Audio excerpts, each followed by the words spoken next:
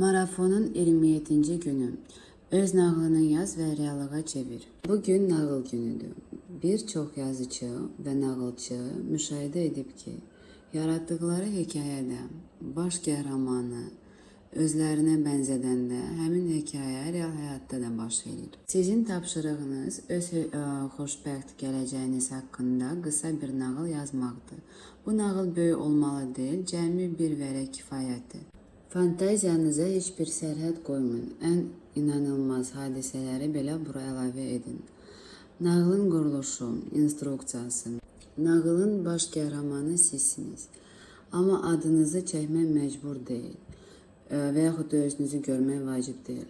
Özünüzü necə təsəvvür edirsinizsə, elə də adlandırın. Yəni, şahzadə ola bilərsiniz, ay ola bilərsiniz, parlaq bir ulduz, sevimli bir tülkü və ya kiçik bir pəri. Nağılı yazarkən indi dediyim bəndlərdən istifadə edin. Hər abzas bu ifadələrlə başlamalıdır.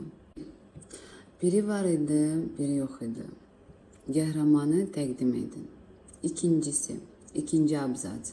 Amma getdikcə daha tez-tez belə olurdu ki, 3 nöqtə, yəni siz keçmişdəki çətinlikləri və ya həll olunmayan məsələləri qısaca təsvir edirsiniz. İkinci abzatsda.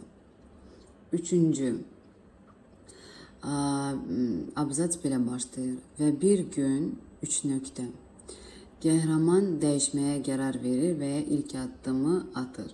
Yəni, 3-cü punktda, abzatsda qəhrəman dəyişməyə qərar verir və ya ilk addımı atır. 4-cü, qəhrəman çox işlər gördü, 3 nöqtə davamını siz gətirirsiniz. Yəni, onun çabalarını təsvir edin. 4-cü abzatsdan qəhrəmanın çabalarını təsvir edirsiniz.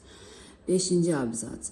O hətta belə bir addım atmağa cəsarət etdi ki, 3 nöqtə, ən böyük qərarını yazın. 5-ci abzatsdan qəhrəmanın ən böyük qərarını yazın. 6-cı abzats və birdən 3 nöqtə.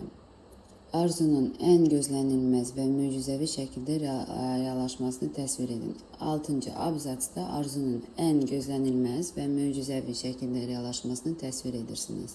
7-ci abzats. Bu hekayənin mənası ondadır ki, 3 nöqtə.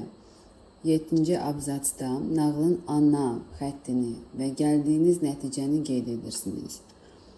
Əsas qayda, nağıl xeyirxah, sevincli və parlaq olmalıdır. Yazarkən o atmosferə girin, sanki arzularınız artıq ən möcüzəvi şəkildə çin olub.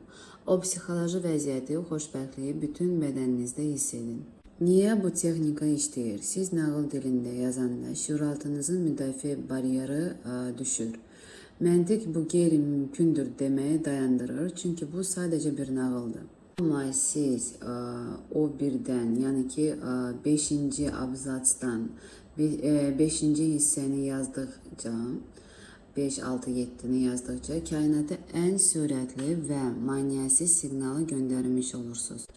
Yaradıcılığınızın gücünə inanın. Bugün sizin qələminizdən çıxan hər bir söz gələcəyinizin memarıdır. Nağıllarınızı sevgi ilə yazın. Nağılı yazdıqdan sonra onu özünüz üçün səslə oxuyursunuz, oxuyacaqsınız və ya imkan varsa rəngli qələmlərlə kiçik bir şəkildə çəkəsiniz.